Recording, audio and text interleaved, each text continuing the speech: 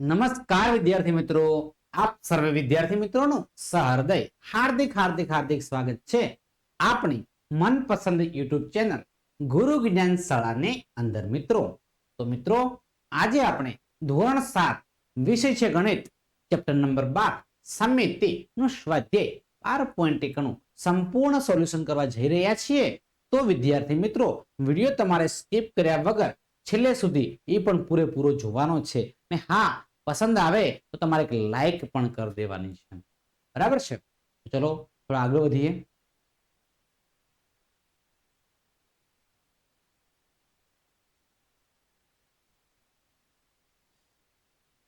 ચલો મિત્રો તમે જોઈ શકો છો કે કાણા પાડેલી આકૃતિ નકલ કરો અને સમિતિની અક્ષ શોધો. મિત્રો સમિતિ કોને કહેવાય? તો સમિતિ મિત્રો એને કહેવાય છે જેને જે તમે ચોરસ લો છો.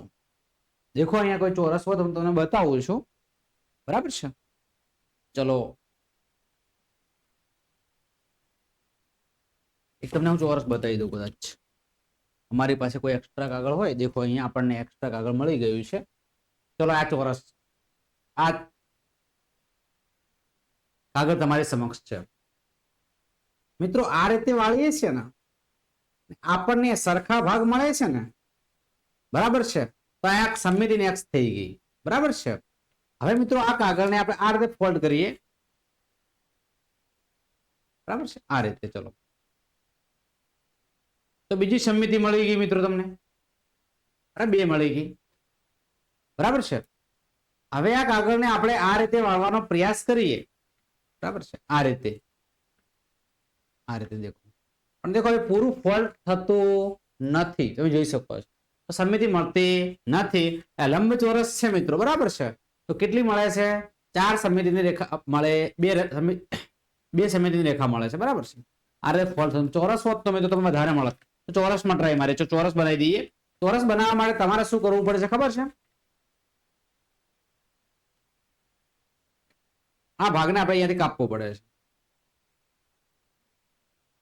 ચલો ફટાફટ આપણે ક્રોપ કરી દઈએ. દેખો ફટાફટ તૈયાર. દેખો આપણે ચોરસ તૈયાર થઈ ગયું.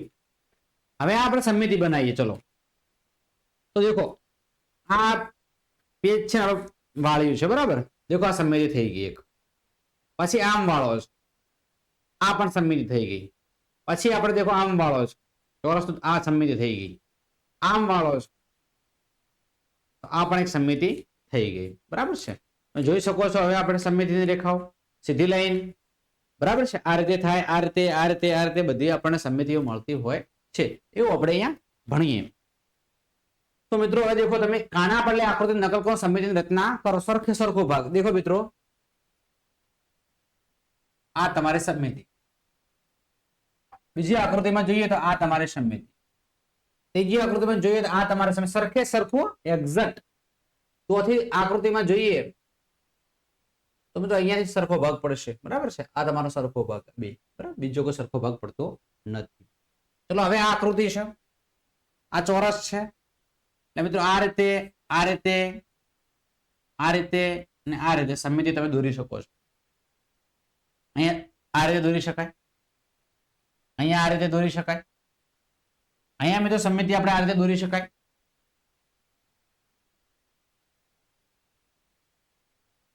અહીંયા સમિતિ આ રીતે દોરી શકાય.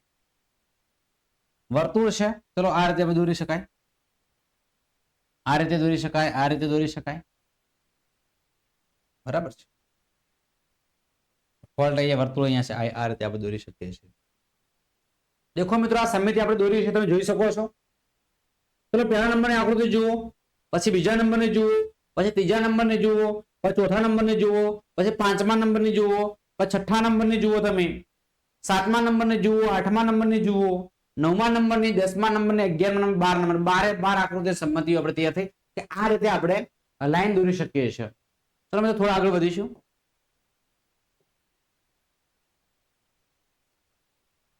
હવે મિત્રો આપેલી સમિતિની રેખા દ્વારા બાકીના કાણા શોધવાના છે. મિત્રો અહીંયા છે તો આપણે અહીંયા કાણું હોય. ચલો આ રીતે અહીંયા કાણું દોરીશું. અહીંયા હોય તો અહીંયા કાણું હોય.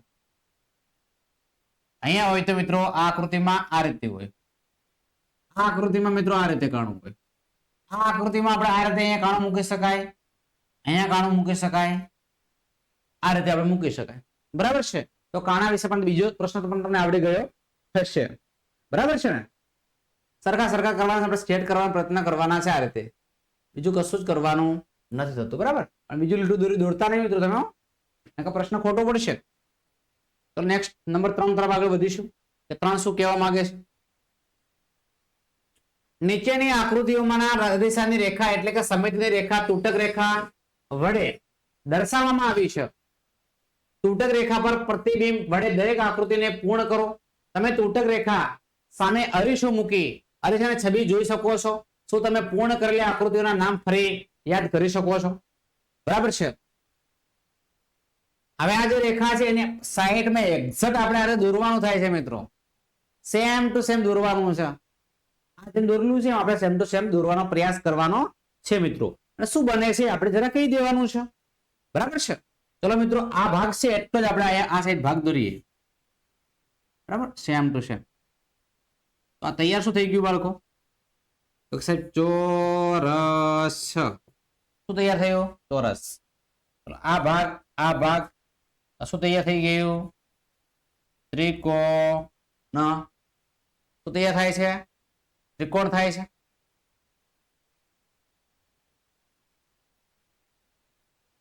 આ તૈયાર થઈ ગયું. તો મિત્રો આ શું? સમબાજુ ચતુષ્કોણ. શું છે? સમબાજુ, કારણ કે 90 ના ખૂણાથી 90 ના ખૂણા બને છે. સમબાજુ ચતુષ્કોણ. શું બને? સમબાજુ ચતુષ્કોણ. મિત્રો આ છે તો આપણે શું બનશે? તો કે સાહેબ વર્તુળ. શું બનશે? વર્તુળ બનશે. શું બનશે? વર્તુળ બનશે. ચલો મિત્રો, આ ભાગને આપણે ખેંચી લઈએ, આમ અને આમ. એક સરખું કરવાનો પ્રયાસ કરજો. પંચકોણ તૈયાર થઈ ગયું. શું તૈયાર થઈ ગયું બાળકો? પંચકોણ. હવે મિત્રો આ ભાગને આપણે આમ ખેંચીએ થોડું, પછી આમ જાય, પછી દો જાય, બરાબર ને. પછી આમ તમે પૂરું કરવાનો પ્રયત્ન કરો. 2 3 4 5, બરાબર, 6. તો તમારે શું થઈ ગયું? ષટકોણ દોરવાનો. શું દોરવાનો છે? ષટકોણ. સેમ ટુ સેમ આ ભાગ છે, આ સાઈડ ચિપકાવવાનો છે તમારે, અને એનું નામ લખવાના છે, બરાબર. ધ્યાનથી તમારે લખવાના થશે. પ્રશ્ન નંબર 4 છે આપણે સ્ક્રીન ઉપર, કે નીચે આપેલી આકૃતિઓને એક કરતા વધારે સમિતિની રેખાવળી ધરાવે છે. તો આવી આકૃતિઓ ઘણી રેખિક સંમતિઓ ધરાવે છે એવું કહેવાય છે. દેખો, આ એક, આ બે, બરાબર, આ રીતે દોર્યું છે, આમ આમ આમ, બરાબર. હવે આપણે સૌ પ્રથમ તમે જોઈ શકો છો કે ફૂલ જેવું તમને આ નિશાન આપ્યું છે, એમાં ત્રિકોણ જેવું દોર્યું છે. શું દોર્યું છે? ત્રિકોણ જેવું દોર્યું છે. એટલે આપણે સમિતિ આપવાનો પ્રયાસ કરીએ. 1 2 3. કેટલી મળે છે? કેટલો જવાબ આવશે? સમિતિ કેટલી મળે છે? કે 3 મળે છે. કેટલી મળે છે બાળકો? તો કે 3 મળે છે. તો બીજી આકૃતિને ટ્રાય મારીએ. સમિતિઓ કેટલી મળે છે? તો કે 2 મળે છે. 1 2 3. અહીંયા પણ કેટલી મળે છે? કેટલી મળે છે બાળકો? તો કે 3 મળે છે, બરાબર. ચલો, આમ આપી શકાય, આમ આપી શકાય. તો કેટલી આકૃતિઓ મળે છે? તો કે 2 મળે છે. કેટલી મળે છે? 2 મળે છે મિત્રો, 2, બરાબર ને. હવે મિત્રો દેખો, આ રીતે તમે દોરી શકો છો. આ રીતે દોરી શકાય. અહીંયા એક્ઝેક્ટલી આ રીતે ખેંચવાનું, આ રીતે 3, બરાબર. જો 1 2 3, સોરી, એક રહી ગયું, 4. કેટલી મળે છે? 4. આમાં કેટલી મળે છે? તો કે 1 જ મળે છે. ચલો, અહીંયા સેમ ટુ સેમ મળી ગયું. આમ ચિપકાવવાનું, વાળવાનું છે, ભેગું કરવાનું છે. ચલો, આમ ટ્રાય મારીએ. થાય? ચલો, આમ સીધું ટ્રાય મારીએ. થાય કે ના થાય? આમ ટ્રાય મારીએ. થાય કે ના થાય? 1 2 3 અને 4. કેટલી સંમતિઓ મળે છે? 4 સંમતિઓ મળે છે. કેટલી મળે છે? 4. બરાબર ને? કેટલી મળે છે? 4. મિત્રો તમે ટ્રાય મારજો કે અહીંયાથી આપણે આમ દોરીએ, બરાબર, તો ભાગ પડે. દેખો પેન થી થોડુંક મિસ્ટેક થાય છે. 2, 3,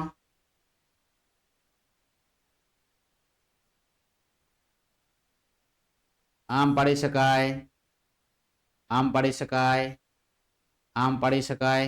3 ને 3 6. કેટલા થશે? 6 થશે. કેટલા થશે? 6 મિત્રો. તો 6 આ રીતે ભાગ આપણે પાડી શકીએ છીએ મિત્રો. હવે સાહેબ ચિપકાવા ઉપર ડિપેન્ડેડ છે. શાના ઉપર ડિપેન્ડેડ છે? ચિપકાવા ઉપર તમારે ખાસ ડિપેન્ડેડ છે મિત્રો. બરાબર, કે અહીં આપેલા આકૃતિમાં અહીં આપેલા આકૃતિની નકલ કરો. રેખાકૃતિ સમિતિ તરીકે કોઈ એક વિકર્ણ લો ને વિકર્ણ વિશે આકૃતિને સમિતિ બનાવવા માટે વધુ ચોરસને છાયાંકિત કરો. બરાબર છે? ચલો મિત્રો વિકર્ણ આપણે લઈ લઈએ. ચલો વિકર્ણ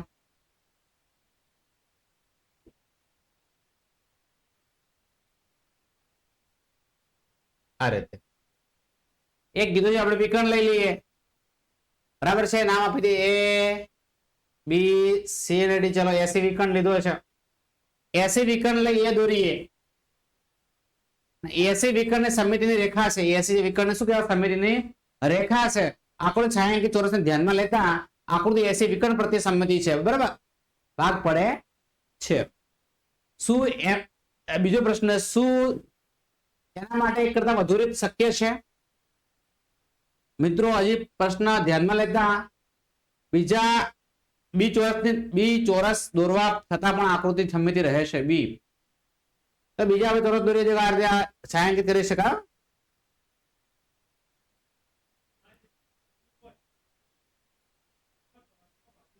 દેખો આ રીતે મિત્રો બીજું પણ દોરી શકાય. ત્રીજું, ચોથું, આ રીતે મિત્રો આપણે છાયાંકિત કરી શકીએ છીએ. આકૃતિ સમિતિ રહે છે? હા, સમિતિ રહે છે. આકૃતિમાં બીડી એફ અને જીએચ ડોટ રેખાઓ વડે સમિતિ છે. એટલે કે આકૃતિ એક કરતા વધારે રીતે સમિતિ ધરાવે છે. ત્રીજો પ્રશ્ન, શું આકૃતિ બંને વિકર્ણો વચ્ચે સમિતિ હશે? તો કે હા, આકૃતિમાં એસી અને બીડી બંને વિકર્ણો વચ્ચે શું છે? સમિતિ છે. ચલો મિત્રો નેક્સ્ટ થોડા આગળ વધીશું નંબર 6 તરફ. આપેલી આકૃતિ નકલ કરવાની છે. દરેક આકૃતિને દર્શાવેલ તૂટક રેખાની આસપાસ સમિતિ બને તે રીતે પૂર્ણ કરવાની છે. મિત્રો તમારે શું કરવાનું છે? તો તમારે એવી રીતે તમારે આકૃતિ દોરવાની છે. બરાબર છે?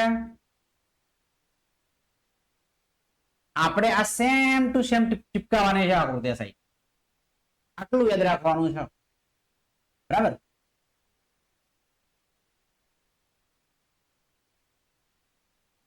મિત્રો બહુ ધ્યાનથી આપણે ચિપકાવવું પડશે.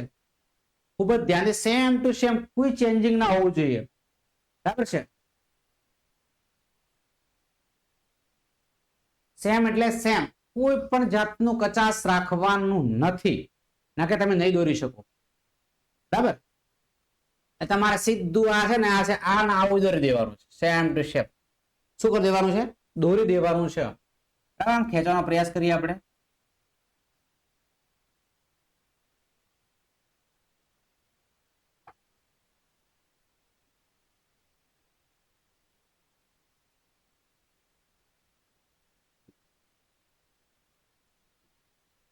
એક, બે, 3 ને 4, 1 અને 2. બરાબર છે? 1 અને 2.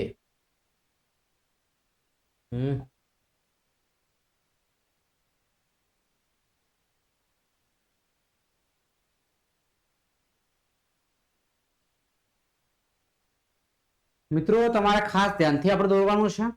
બરાબર છે? થોડુંક મિત્રો તમારે ધ્યાનપૂર્વક દોરવાનું છે. એમાં ભૂલ થવી જોઈએ નહીં. બરાબર છે? તો આપણે દોરવાનો પૂરો પ્રયાસ કરીએ છીએ.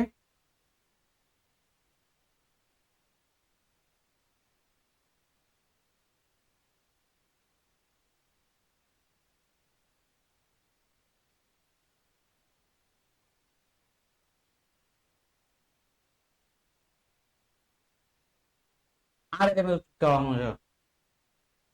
બરાબર, તો બીજી આકૃતિ પર ધ્યાન રાખીશું સેમ ટુ સેમ.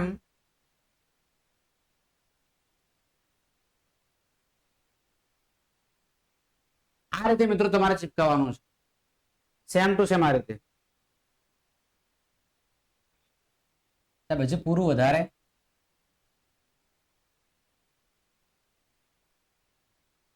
આ રીતે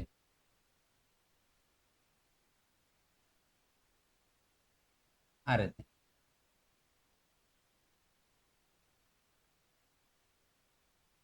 આ રીતે તમારે ચિપકાઈ દેવાનું છે મિત્રો. ડોટ્સમાં પાછું તકલીફ થશે, ધ્યાન ખૂબ રાખવું પડશે કઈ બાજુમાં આપણે આગળ વધવાનું છે, કઈ બાજુમાં મિત્રો આપણે આગળ વધવાનું છે, ખૂબ જ ધ્યાન રાખવું પડે છે.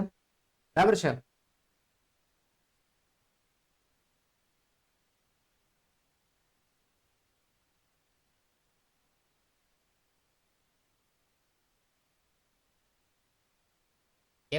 એક ખેંચી આ સાઈડ. બરાબર. પછી મિત્રો આમ ખેંચ્યું આપણે, પછી કઈ સાઈડ લઈ જવાનું છે, આ સાઈડ આપણે ખેંચીએ. બરાબર. 2 ડોટ સી સાઈડ ખેંચીએ, પછી 1 ડોટ નીચે ખેંચીએ, પછી 3 ડોટ આ સાઈડ ને પછી આ સાઈડ. સેમ લાવવાનો પ્રયત્ન કરજો મિત્રો, સેમ મળ્યો નથી. બરાબર છે. પહેલા તો તમારે શું કરવાનું છે, તો આપણે એક સ્ટેપ આ સાઈડ ખેંચીએ. બરાબર. પછી ક્રોસ ખેંચવાનું છે.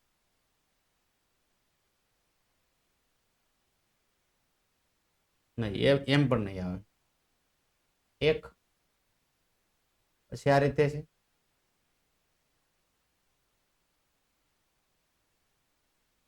હવે કદાચ સેટ થયું કદાચ મિત્રો. બરાબર ને. આ રીતે દોરજો, થોડું દેખી લેજો. બરાબર. કારણ કે આકૃતિના માસ્ટર માઇન્ડ આપણે છે નહીં, સેટ કરવાનો પ્રયાસ કરીશું. તો મિત્રો હવે પછી તમે નીચેની આકૃતિઓ માટે સમિતિ તમારે દર્શાવવાની છે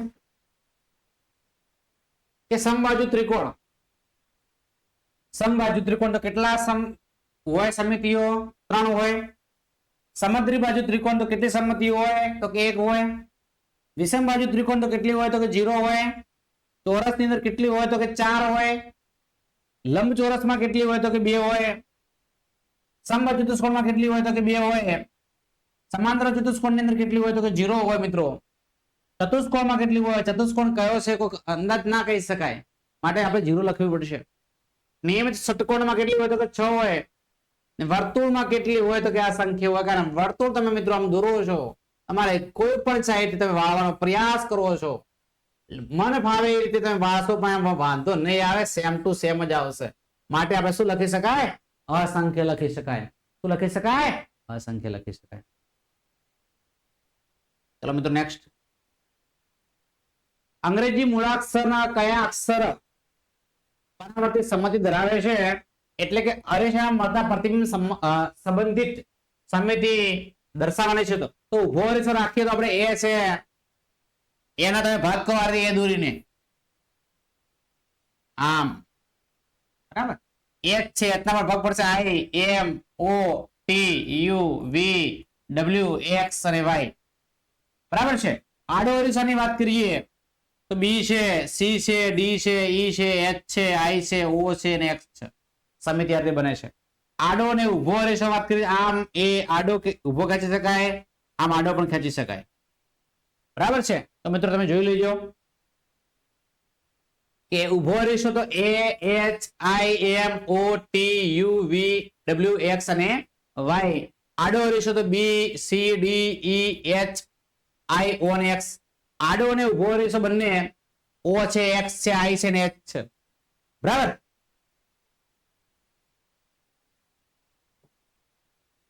આ 3 એવા આકારોના ઉદાહરણ આપો કે જેમાં સમિતિની રેખા ન હોય. સમિતિની રેખા ન હોય. અનિયમિત પંચકોણ કહેવાય, એને સમિતિની રેખા ના હોય.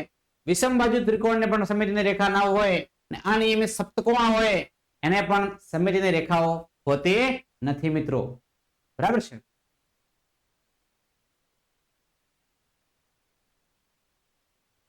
ચલો અમે 10 નંબર તરફ આગળ વધીશું. નીચેની આકૃતિને રેખિક સંમતિની બીજું કયું નામ આપી શકાય? સમદ્રી બાજુ ત્રિકોણ સમદ્રી બાજુ મધ્યગા કહી શકાય. શું કહી શકાય? સમદ્રી બાજુ મધ્યગા.